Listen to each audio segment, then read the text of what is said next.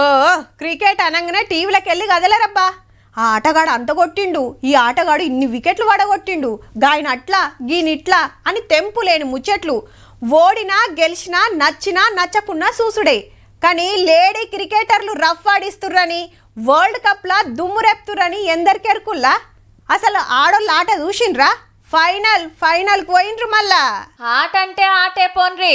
Australia బౌలర్లను తుక్కు తుక్కు కొట్టిండ్రు మన అక్కలు. జెమిమా రోడ్రిక్స్ అయితే సుక్కలు చూపించింది, సెంచరీ చేసిందబ్బా. ఒక్క ఆమెనే 127 రన్స్ దంచింది. కెప్టెన్ హర్మన్ ప్రీత్ సుత 89 రన్లు కొట్టుడుతోటి ఆస్ట్రేలియా మీద అల్కగా గెలిచిండ్రు.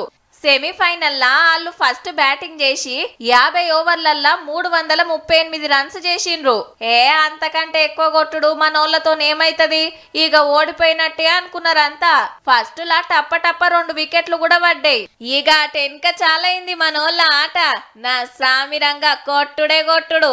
4లు 6లు దంచితే బౌలింగ్ చేయలేక యాష్టకొన్నారు ఆస్ట్రేలియా వాళ్ళు.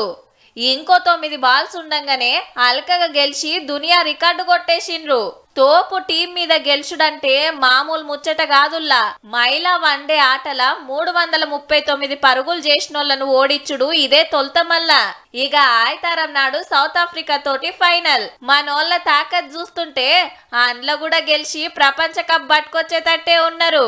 ఆల్ ది బెస్ట్ అక్కలు.